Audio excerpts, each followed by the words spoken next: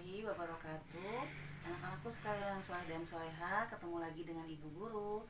Nah, untuk materi yang kedua ini kita akan sama-sama membahas tentang tema Nabi Muhammad adalah idola kita.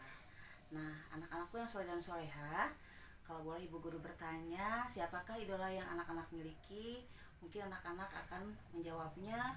Ada yang menyukai pemain sepak bola, ada yang menyukai artis, ataupun penyanyi. Padahal idola kita yang sesungguhnya sebagai umat muslim tentu saja adalah sosok Nabi Muhammad SAW. Nah, siapakah sosok yang harus dijadikan idola? Tentu saja sosok yang memiliki akhlak yang mulia, sosok yang dapat menjadi panutan dan menjadi contoh dalam keseharian kita. Dan sosok itu tentu saja adalah Nabi Muhammad SAW. Nah, mengapa kita harus mengidolakan sosok Nabi kita? Karena Nabi Muhammad memiliki kepribadian yang sangat indah, kepribadian yang sangat mempesona. Keindahan dan kemuliaan Nabi Muhammad dapat kita lihat dalam kehidupannya sehari-hari. Nah, bagaimana supaya anak-anak dapat mengetahui akhlak-akhlak yang dimiliki oleh Nabi Muhammad?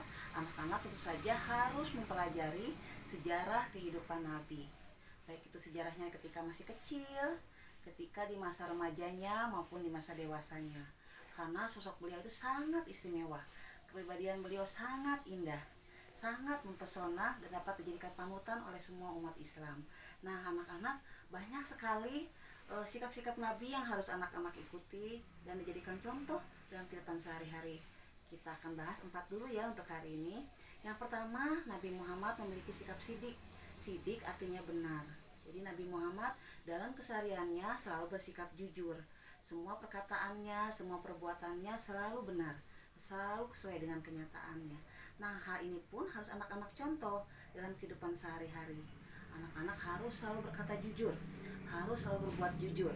Kenapa harus jujur? Karena bila anak-anak bersikap jujur, maka dimanapun anak-anak berada, anak-anak akan disayangi, akan selalu dipercaya oleh orang lain. Nah, yang kedua, sikap Nabi Muhammad yang harus kita teladani.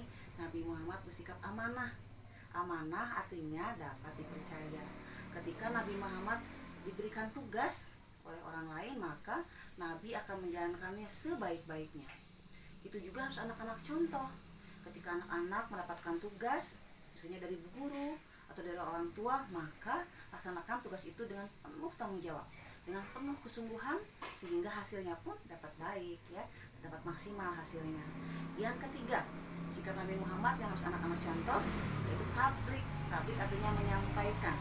Nabi Muhammad mendapatkan tugas dari Allah menyampaikan wahyu kepada kita umat Islam. Sebagai apa? Wahyu yang disampaikan tentu saja sebagai pedoman hidup umat Islam.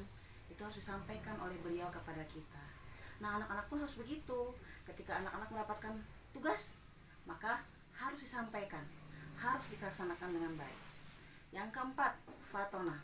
Nabi Muhammad memiliki sikap yang cerdas, yang adil, yang bijaksana dalam mengambil keputusan.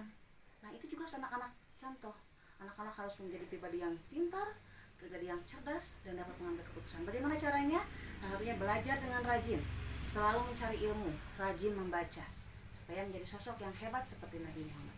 Nah, anak-anakku sekalian yang soleh dan soleha yang sedang berada di rumah dan menyaksikan materi hari ini, mudah-mudahan dalam kita mengetahui sejarah Nabi, kita semakin cinta sosok beliau. Kita semakin mengagumi sosok beliau, sehingga kita dapat mencontoh sikap-sikap beliau yang baik dalam kehidupan sehari-hari. Anak-anakku sekalian, demikian yang dapat Ibu sampaikan di materi hari ini. Semoga dapat bermanfaat. Kita ketemu di lain waktu. Wassalamualaikum warahmatullahi wabarakatuh.